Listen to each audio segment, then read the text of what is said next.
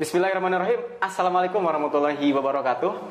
Kembali lagi dengan saya Irfan Mulyadi di Bincang Santai. Oke, kali ini saya udah kedatangan tamu yang luar biasa yang akan jadi narasumber pada siang hari ini. Nah, kebetulan beliau juga adalah seorang programmer yang sudah bergelut selama hampir lebih dari 2 tahun. Makanya ini cukup lumayan menarik untuk diajak ngobrol. Maka dari itu untuk tetap saksikan dan jangan sampai terlewat. Kalau misalkan ada yang terlewat nanti sangat disayangkan gitu. Kita langsung saja berkenalan dengan siapa, Kang? Ihsan Hamidan. Dengan Kang Ihsan Hamidan. Oke, sebelumnya nih, Kang Ihsan Hamidan dari mana ya? Dari mana, orang mana gitu. Sebelum kita lanjut ngobrol lebih jauh gitu, dari mana nih? Oke, makasih ya Kang Irfan. Di sini saya tinggal sebetulnya di Majalaya, aslinya. Cuman sekarang kalau memang karena tuntutan pekerjaan juga, jadi emang banyaknya di Bandung sih. Banyaknya di Bandung. Mainnya di Bandung. Padahal Majalaya juga Bandung ya? Iya. Iya, sebenarnya biasanya kota Bandung. Oh, di kota Bandung. Oke. Kota Bandung gitu. Oke, siap. Kalau misalkan Kang Ihsan itu orang Majalah yang tinggal di Bandung, nah saya ingin tahu nih kesibukan Akang sebetulnya apa gitu. Apakah kerja, terus kerja juga di bidang apa? Tadi saya udah nyebutin salah satunya kan ya, programmer gitu. Nah, lebih dalamnya lagi itu kerjaan Kang Ihsan itu seperti apa sih gitu? Oke, kalau misalkan konteksnya kerjaan sih, tadi betul ya, programmer itu kan luasnya ya. Cuman secara spesifiknya itu kan saya tuh bergelutnya kebanyakannya di web sih Kang gitu. Di web, oke. Dari awal karir juga sih sebetulnya banyaknya di web sih gitu. Dan juga kalau misalkan secara kesibukan, tadi ditanya kesibukan, sebetulnya bukan web developer aja gitu. Jadi ada juga saya tuh kadang-kadang juga ngulik-ngulik soal desain gitu. Kadang juga misalkan saya tuh kalau misalkan lagi lowong ya, saya tuh bantu-bantu usaha orang tua gitu. Ada makanan ringan gitu. Oke. Nah, sebelumnya teman-teman, kita itu sekarang berada di Pondok IT. Nah, jadi Kang Ihsan juga ini tadi diekspor juga nih dari kota Bandung ke Bandung Timur ya kalau nggak salah. Ini di Gede Bage. Nah, makanya Kang Ihsan nih tadi datang ke sini kan ya, jauh-jauh dari Bandung Kota ke Bandung Timur, terus juga tiba-tiba ngobrol sama saya tanpa dikasih minum, ngasih apa gitu. Nggak apa-apa kan ya? Nggak apa-apa, nyantai aja Kang. Nah, kita lanjutkan. Sebelum Akang kerja di tempat yang sekarang gitu ya, pasti kan punya pengalaman sebelumnya atau punya kesibukan sebelumnya, atau juga ya Akang tuh ngapain aja gitu sebelum di sini gitu. Oke, sebelum di sini tepatnya sih 2018 ya. Oke. Tepatnya 2018. Lulus sekolah itu? Lulus SMK. Oh, lulus SMK. Oke. Dan istilahnya saya break dulu gitu. Nggak kuliah dulu kan, kayak kebanyakan orang kan kuliah dulu ya gitu kan. Kalau misalkan saya break dulu, ya istilahnya nyari-nyari pengalaman kah, itu ngulik keilmuan saya gitu kan. Nah, berselang 2019, tepatnya kalau nggak salah bulan Maret ya. Itu tuh saya iseng-iseng Kang, iseng-iseng ngelamar kerja gitu karena memang. Di mana tuh ngelamar kerja di mana? Di butik Dukomsel. Oh gitu. Kalau misalkan sekarang kan udah gak ada sebetulnya. Oh, udah gak ada? Ya, sekarang tuh jadi namanya tuh Plaza Satelit kalau nggak salah. Oke. Nah, itu tuh bergerak di bidang retail. Jadi waktu itu teh ini ada cerita unik sedikit sih. Apa tuh? Jadi ketika saya ngelamar tuh kan saya kan apa ya, iseng aja gitu kan maksudnya. Iseng, di ya? loker online gitu kan. Di loker online saya daripada istilahnya kurang ada target, jadi agak gabut gitu kan, saya ngelamar iseng pakai CV online. Dan saya itu tehnya saya nggak terlalu berharap gitu mau diterima atau enggak gitu aslinya kan. Terus? Jadi nah itu teh berselang berapa hari saya lupa lagi. Tahu-tahu saya ditelepon gitu kan sama HRD di sana. Mas bisa interview aja. Interview di mana sih teh? Perasaan saya nggak ini kan gitu kan. Padahal udah ngasih CV waktu itu. Ya biasa aja tuh. Oh iya. Itu teh. Oh, butik Dukomsel. Oh, waktu itu teh. Oh, saya baru keinget saya pernah ngelamar kerja via online gitu kan. Oh, ya daripada ngekerja ya bisa lah gitu. Bisa saya ke sana di jalan apa itu teh? Jalan Dago. Oh, di Dago. Di Dago saya interview. Saya waktu interview teh kan pakai baju PKL lah kayaknya, style PKL gitu. Oh iya. Style PKL gitu kan. Saya nggak tahu di sana tuh si seragamnya casual semua gitu kan. Pas datang ya kayak pelayan lah gitu. Di interview dan alhamdulillahnya keterima gitu diterima. kan. Nah, sebetulnya cerita uniknya tuh di sini.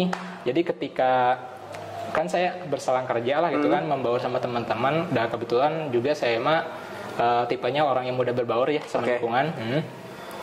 Pas saya lihat dulu tuh CV-CV yang memang bisa disebut saingan saya gitu sebelum saya kerja di sana. Nah kebanyakan tuh S2, S3 dan sebagainya. Sedangkan saya SMK loh. Kok gini sih? Ini S2 juga sama, S3 malah SD, SMP. Ya itu oke sih. Nah ternyata di sana saya belajar gitu kan. Di sana saya belajar bahwasanya mungkin yang pertama ya positive thinking aja ya. Ini mungkin karena pertama doa orang tua, karena doa Allah juga, alhamdulillah. Dan juga yang dinilai di sana tuh attitude gitu. Oh gitu. Jadi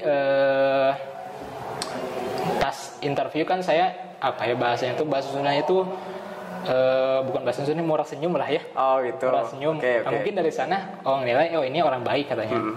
Jadi di inilah saya keterima di kerja di sana. Sekitar 1 tahunan lah. 1 tahun di sana. 1 tahun. Itu lumayan ya. Jadi programmer juga di sana. Nah, secara ya emang sih saya ngelamar secara programmer ya. Cuman kebanyakan job di sana tuh lebih ke web admin sih Kang. Gimana tuh? Jadi secara deskripsi job, saya tuh yang handle semua masalah per websitean gitu. Oh iya. Mulai dari si website jualannya, mulai dari ada aplikasi lain itu jadi tanggung jawab saya gitu. Jadi secara ke-IT-an yang benar-benar kebanyakan ke codingnya tuh saya, walaupun ada divisi lain itu di jaringannya gitu. Nah seperti itu sih kalau misalkan secara job. Nah teman-teman, ini juga sebetulnya ada yang menarik ya dari tadi Kang Ihsan menyampaikan saya pernah kerja gitu kan ya. Cuman gini Kang, ada hal yang menarik yang harus pemirsa di rumah juga ingat gitu. Ketika melamar suatu pekerjaan, harus juga tahu latar belakang perusahaan itu kayak gimana. Tadi Kang Ihsan kan datang tiba-tiba pakai baju PKL gitu ya, rapi gitu kan atau gimana. Ternyata di lokasi kerja yang baru itu nanti adalah setelannya itu lebih casual. Berarti kan kita selaku yang nanti akan mencari pekerjaan dan melamar pekerjaan juga harus tahu Kang gitu ya. Benar gak? Ya, bener. Jadi harus tahu itu, maksudnya gali dulu lah informasi tentang si perusahaan yang akan kita tuju. Sampai pada akhirnya kita akan menyesuaikan. Ya alhamdulillahnya kan akan keterima waktu itu. Kalau nggak keterima juga mungkin nggak apa-apa ya, daiseng gitu waktu itu. Cuman kan beda gitu ya, ketika memang kita udah tahu latar belakang, saya harus menyesuaikan, ternyata meskipun mungkin agak sedikit menyeleweng, akhirnya lumayan cocok lah gitu. Nah sekarang Kang Ihsan kan udah kesibukannya itu di programmer nih ya. Nah sebelum Akang itu jadi seorang programmer, apakah dulunya itu punya latar belakang dari orang tua kah yang jago ngoding, atau dari siapa mungkin? Mungkin ini saya rasa juga kebanyakan teman-teman pernah nanya gitu. Pernah bingung atau tanya gitu kan soal latar belakang. Pertama mungkin kalau misalkan soal latar belakang orang tua saya bisa disebut ya nggak ada lah gitu kan. Zaman dulu biasa programmer gitu ya? Biasa aja. Nggak tahu programmer. Walaupun saya pernah buka-buka buku ayah saya waktu dulu tuh ada namanya tuh Lodas. Apa tuh Lodas? Lodas tuh kayak bahasa pemrograman zaman dulu lah gitu. Berarti jadi mungkin nggak tahu sih. Saya nggak pernah tanya soalnya gitu kan. Nah secara latar belakang sebenarnya nggak ada. Malahan pas waktu SMP itu saya sebutnya anti komputer gitu. Anti komputer? Jadi kalau misalkan ada, kan biasanya kan guru tuh ngasih tugas waktu zaman SMP itu kan kayak harus bikin TIK ya itu? TIK biasanya kan harus bikin kayak clipping lah gitu. Makalah ya. Makalah itu kan di clipping soal seni budaya kah atau apa kan di sana. Nah saya kan minder lah gitu, nggak bisa banget. Main game bisa gitu.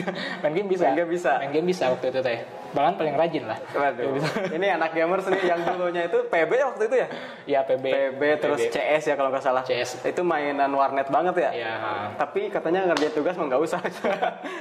Tapi terus gimana tuh lanjut? Nah waktu itu teh kebetulan deh emang ada teman lah gitu. Teman yang memang bisa komputernya. Saya memanfaatkan teman gitu dalam artian baik ya gitu kan. Kebetulan juga teman itu ngajak gitu kan. Nah selain itu ada juga opsi kayak fotokopian yang nyediain jasa pembuatan tugas itu. Jadi kan lebih enak kan? Gitu kan? Ya saya juga gini Kang. Dulu itu kalau misalkan lagi SD ataupun SMP ya, bahkan sampai ke SMA sih, pembuatan clipping itu menjadi cuan loh kan. Betul. Jadi karena misalkan ada temen nih yang nggak bisa, mungkin yang malas atau gimana, ya udah saya buatin. Bayar sekian, bayar gitu. Padahal bayarnya cuma berapa gitu kan. Betul. Tapi lumayan lah, kita udah mulai tahu caranya dapat uang tuh kayak gimana. Tapi nggak nipu juga kan ya kita tuh. Tapi kita mengerjakan ya sesuai kemampuan kita, terus kita dibayar seakan-akan kayak gitu. Tapi dibalik iming-iming clipping gitu. Ya seperti itu sih secara jadi kalau bisa sebut anti banget gitu. Karena waktu itu pas ada pelajaran TIK kan biasanya kan diajarin soal Excel dan sebagainya. Iya banyak emang benar tuh. Pokoknya saya paling bener paling anti lah gitu. Kalau misalkan sama guru suruh dipilih nih ya mau ngerjain pakai tulis atau print, saya pasti paling pertama tulis karena saking inilah gitu. Jadi nggak punya bahasan tuh nggak punya growth mindset lah gitu.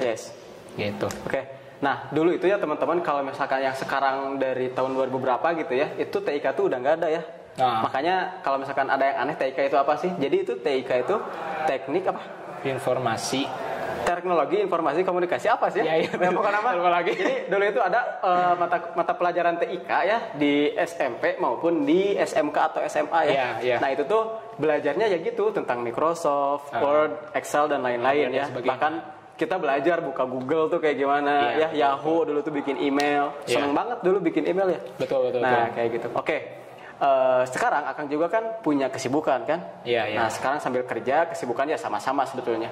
Cuman sekarang kan udah kerja, terus ada gak sih kegiatan yang lain yang menurut Akang teh itu saya aktif di sini gitu? Oh iya. Secara kegiatan mungkin sampingan lah ya. Kan? Secara sampingan sih alhamdulillah saya tuh memang gabung ke komunitas juga Kang.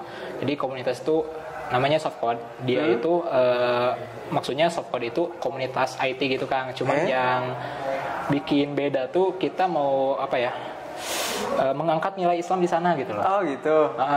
Jadi kebanyakan kalau anak IT nih ya, kan kebanyakan terus aja di depan laptop gitu kan, tanpa adanya yang mengingatkan gitu. Interaksi dan yang mengingatkan.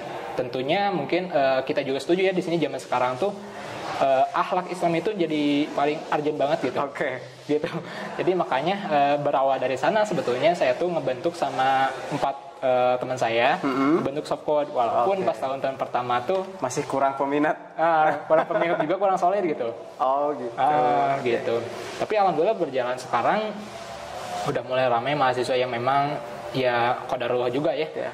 Ikut gabung, ikut ngesinergiin si Softcode ini. Nah teman-teman, ini juga informasi buat teman-teman nih. Kalau misalkan ya si Akang ini kan bekerja atau bergerak yang aktif di bidang juga programming dan juga mempunyai berarti disebutnya itu komunitas ya? Betul. Komunitas dalam hal belajar ngoding dan lain-lain itu namanya Softcode. Kalau misalkan mau bergabung nanti bisa ya mungkin beberapa hari yang akan datang itu, atau biasanya perekrutannya kayak gimana itu? Nah kalau misalkan soal perekrutan sih kita mah ada join aja sih, kita udah sediain websitenya untuk ini. Cuman secara untuk sekarang kita lebih fokusin ke internal dulu gitu. Kita gak banyakin kegiatan-kegiatan yang memang itu bisa memberdayakan si member-member yang ada di sana. Contohnya misalkan kayak tasin, kayak diskusi, kayak belajar bikin website juga gitu kan, ada juga simulasi project dan lain-lain banyak sih sebetulnya. Berarti ya nantilah kalau misalkan mau lebih jauhnya kita bahas ya di obrolan selanjutnya gitu ya, biar kita tahu nih Softcode itu kayak gimana sih. Berarti Softcode apa Softcode? Softcode sih Bang. Softcode ya, bukan soft ya. Kalau soft kayak sayur sop. Walaupun ya secara bacaan emang soft sih kan, secara bahasa Arab kan. Cuman kita lebih lebih cozy-nya pakai Softcode gitu aja sih. Biar lebih ini ya. Lebih umum gitu, enak didengarnya. Nah, Akang juga kan saya dengar sih Akang tuh juga sambil bisnis ya, kalau nggak salah. Bisnis apa itu? Bisnisnya bisnis cireng sih Kang. Cireng? Iya. Kebetulan juga saya lihat peluangnya tuh bukan peluang pasar ya, tapi dalam artian peluang ini mama saya yang jago masak gitu. Ya segala bisa itu kan. Master chef gak? Kalah mungkin master juga. Mantap. Jadi saya melihat potensi itu, cuman mama saya tuh kurang banyakan explore lah gitu. Jadi secara ini mungkin saya bisa ambil peluang dari sana gitu, sambil nyoba-nyoba aja sebetulnya ya, alhamdulillah. Berarti Akang di bagian marketingnya ngejualin atau bantu bikin juga atau apa tuh? Marketing sih Kang. Marketing ya. Kalau misalkan saya ikut ke produksi nanti hancur. Tapi nggak apa-apa, biasanya kalau anak itu nginduk kan ke orang tuanya, belajar dari orang tua. Betul. Kan nanti juga kalau misalkan punya resep yang bagus, anaknya tahu kan turun temurun kan. Makanya harus dipelajari, itu penting gitu. Nah kebetulan juga itu mah udah ada handle-nya adik sih. Udah ada. Tapi kan tetap yang namanya manusia kan nggak tahu. Betul. Makanya ya teman-teman juga ataupun akan juga harus apa ya namanya tuh mulai tahu lah sedikitnya sedikit gitu. demi sedikit lah ya, minimal tahu lah ya. Masih panjang, perjalanan masih panjang, kita masih muda kan. Masih muda. Makanya harus punya handle backup dan lain-lain tuh untuk nanti tuh aset gitu, aset nantinya itu buat kita. Nah, Akang kalau misalkan menjadi programmer biasanya udah mengerjakan proyek ya biasanya. Iya, proyekan sih banyak. Proyek terbesarnya tuh apa sih? Kalau dari segi ini ada apa ya? Kalau takutnya bisa ambigu lah ya, takutnya agak ambigu. Atau yang lebih besar. ruwet lah gitu. Oke, dari segi kesulitan aja lah. Ya segi kesulitan aja deh. Mungkin dari segi kesulitan, saya pernah ngerjain kayak sebetulnya enggak. Kalau misalkan sulit pasti ada ya Kang, misalnya setiap proyek pasti ada kesulitan. Cuman yang paling sulit itu menurut saya bukan dari handle dari sisi teknologi. Apa tuh kira-kira? Tapi dari sisi komunikasi antar tim Kang. Terutama kalau misalkan enggak sih, itu yang kedua. Yang pertama itu ke kliennya gitu. Jadi kan saya juga pernah kayak proyekan tuh saya terima respon dari klien, tapi saya juga bagian di produksinya itu saya pernah Kang. Oh, langsung berarti ya feedbacknya. Betul, jadi semi project manager lah gitu bahasanya. Oke. Nah waktu itu wah saking ruwetnya Kang, jadi waktu itu kan saya belum berpengalaman ya, itu kan jadi gampang anxiety gitu. Jadi pas ada komplain, aduh gimana nih harus ini kaget gitu. Ya? Kaget tuh kan, shock lah gitu. Kok kayak gini ya gitu kan. Nah, tapi di sana saya belajar gitu. Oh bahwasanya emang kalau misalkan teknologi kita nggak masalah gitu. Yes. Bahkan kalau misalkan kita ngerjain bisa sebut project yang paling nyaman bagi developer itu project sendiri gitu kan. Maksudnya gimana? Jadi yang ngerjain kita tapi ada PM-nya gitu. Oh iya. Jadi kita nggak bertim lah bahasanya gitu. Oke. Jadi benar-benar full dari handling kita. Udah kita sendiri gitu beresin dari awal sampai akhir. Itu yang paling nyaman. Nyaman. Tapi kalau kan kadang juga ada kita kan nggak bisa ngukur permintaan klien itu sampai mana gitu kan. Tapi kita hanya bisa ngukur dari kesediaan tim, ini permintaan ini bisa atau enggak gitu kan. Jadi diukur sama tim juga. Nah, terkadang ada permintaan aplikasi yang memang itu besar, skalanya besar dan memang itu ditujukan untuk katakanlah seluruh Indonesia di Bonn user. Nah, makanya kan harus ada tim juga yang membantu. Jadi nanti ada bagian-bagiannya ya. Nah, betul. Itu mungkin di Akang bagian produksi apanya, terus nanti yang handle apanya lagi gitu ya. Saya sih kalau sering dengar istilahnya itu server ya kalau bagian servernya, bikin front end dan sebagainya. Berarti cukup kompleks ya ketika memang kita berhadapan dengan teknis ya otomatis ini. Akang termasuk orang teknis dong? Iya, banyak yang orang teknis sih sebenarnya. Sempet emosi kalau misalkan ada project yang gitu. Ya pasti sih. Saya tuh paling gak suka kalau misalkan timeline project molor gitu. Oh waktunya ya? Mencoba perfeksionis lah gitu. Padahal timnya? Iya saya juga mungkin gak lihat kapasitas tim. Saya juga pernah kayak curhat lah bahasanya ke atasan tuh. Kang ini kenapa ya gini. Katanya saya kesal gitu kan. Tapi alhamdulillah dia bijak, dia nasihatin saya soal ini kita juga harus ngelihat kondisi tim kita kayak bisa gimana. Maksain gitu ya? Kita juga bisa maksain gitu kan. Walaupun kadang-kadang kesal gitu kan. Misalkan ditanya, ya benar yang paling susah itu soal koordinasi gitu. Yes, benar sih. Setuju. Ngomongnya mudah gitu, cuman pas di lapangannya benar. Misalkan kalau misalkan Arjen lagi dibutuhin nggak dibalas itu kan, di telepon juga dia nggak tahu, itu lumayan gitu kan. Tapi nggak apa-apa, kita belajar di sana gitu. Jadi bagusnya dalam skala proyekan itu kita juga sambil, terutamanya untuk project manager di sini tuh belajar kalau bahasanya tuh mengenal sifat-sifat si timnya kayak gimana. Jadi kita harus punya empati juga ya. Betul. Kalau gitu. Biar orang yang setim dengan kita juga tahu mereka. Yang paling penting adalah kita tahu mereka gitu kan. Betul. Mereka mau tahu kita kayak gimana juga silahkan. Yang pasti kita tahu akhirnya bisa mengkondisikan ya. Nah, jadi kalau berhubungan dengan tim, apa aja tips yang bisa Akang sampaikan nih ke pemirsa yang ada di rumah, biar misalkan kalau lagi bertim tuh kita harus apa gitu. Kira-kira ada nggak sih tips yang nantinya tuh bisa ngeredam emosinya mungkin atau memperlancar komunikasinya? Tadi kan Akang berbicara komunikasi. Ada nggak sih tipsnya supaya tim ini tuh kuat, kokoh, terus juga ketika mau komunikasi tuh ya minimal udah terminimalisir gitu? Oh iya. berkaca dari pengalamannya, saya juga kan sempat ngedengar Kang Irfan itu pernah sharing kan soal kepribadian manusia kayak gimana. Jadi ini juga apa ya, soal handle soal tim gitu. Ya kan kepribadian orang beda-beda ya gitu kan. Benar banget. Ada yang memang apa egonya tinggi dan sebagainya. Mungkin kalau misalkan istilah Kang Irfan itu ada sanguinis dan sebagainya ya. Gitu kan. Nah, makanya kenali dulu si per timnya, lalu sesuaikan handle-handlenya kayak gimana. Contoh misalkan kalau misalkan waktu dulu kan pernah diajarin dulu sama Rasul gitu kan.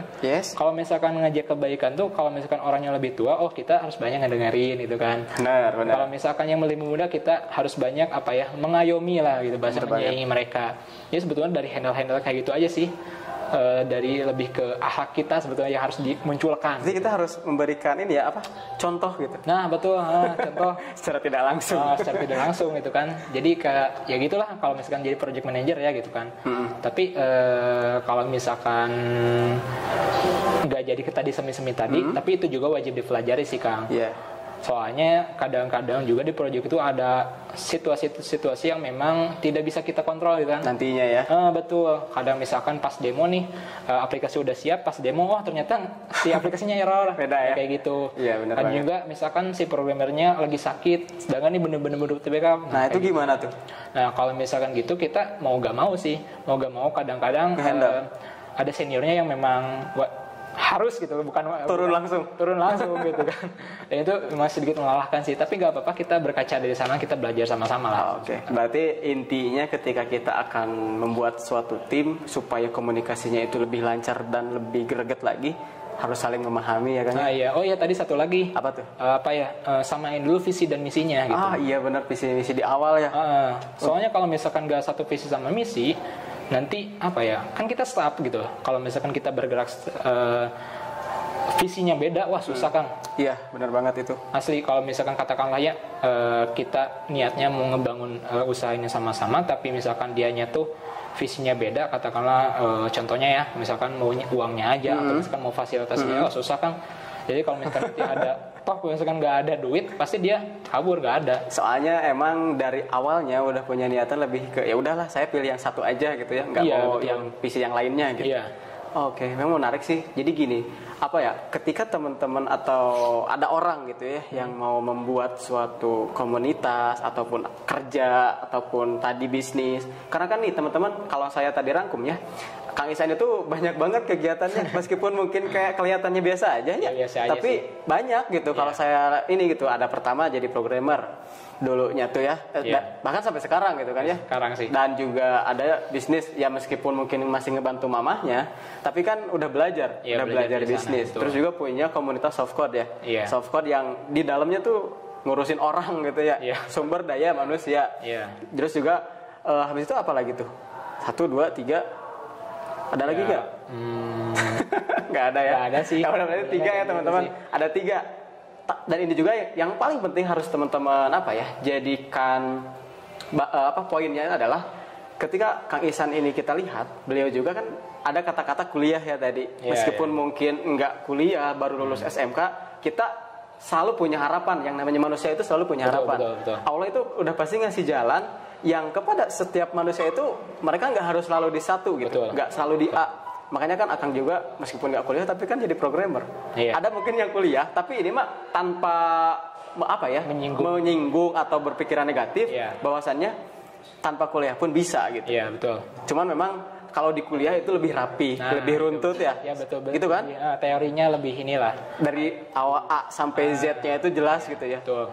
Tapi prakteknya mungkin ada yang langsung atau ada yang kurang prakteknya gitu ya.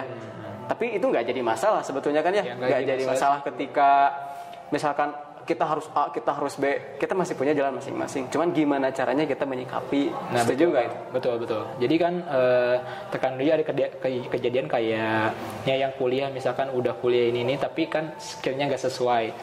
Nah, kalau menurut saya sih it's okay sih sebetulnya. Karena tadi ya Allah tuh kan menganugerahkan setiap orang itu kan beda-beda ya, soal dari skill dan juga perasaan dan sebagainya. Cuman yang jadi poin pentingnya itu betul tadi gimana cara kita nge-handle-nya, gimana cara kita menemukan diri kita dulu gitu. Benar. Mengenal dulu ya. Mengenal dulu gitu. Mengenal dulu. Dan kemudian kita juga bisa memaksimalkan keilmuan itu. Oke, gitu. kita ambil keputusan berarti ya. Betul. Oke, Kang. Ini tuh waktunya terbatas ya. Nggak kerasa kita udah 30 ya, menit. nggak kerasa ya. Berarti terakhir dari saya. Jadi gini teman-teman. Kita tanpa tanpa harus ada rasa mungkin nggak berani gitu ya, atau malu atau apa, atau apalagi males gitu ya, itu harus dihindarkan. Iya, betul. Karena apa? Karena untuk bisa kita jalani, untuk bisa kita terus-terusan misalkan lewati ya, intinya adalah maju dulu, jalan Iya, dulu. betul. Kayak Janisan kan ya, iseng-iseng tahu-tahu jadi programmer gitu kan. Nah, siapa tahu teman-teman yang di rumah juga seperti itu. Jadi pelajarannya adalah yang paling penting adalah kita bisa menyikapi apa yang kita dapatkan, yang dikasih sama Allah. Terus juga ya kita implementasikan. Betul. Akhirnya sampai pada tujuan apa sih yang akan kita dapatkan gitu. Perihal hasil itu Allah yang kasih. Yang penting kita ikhtiar dulu. Mungkin gitu ya Kang ya? Iya, siap. Makasih banyak udah ngobrol-ngobrol. Maaf tadi capek-capek jauh-jauh, udah panas-panasan juga. Mudah-mudahan nanti kita bikin lagi, ngobrol lagi sama sih. Akang, sama yang lain juga nanti mungkin. Siap. Apalagi ini Akang cocok buat Ramadan ini. Terima kasih teman-teman udah menonton. Mohon maaf kalau misalkan kita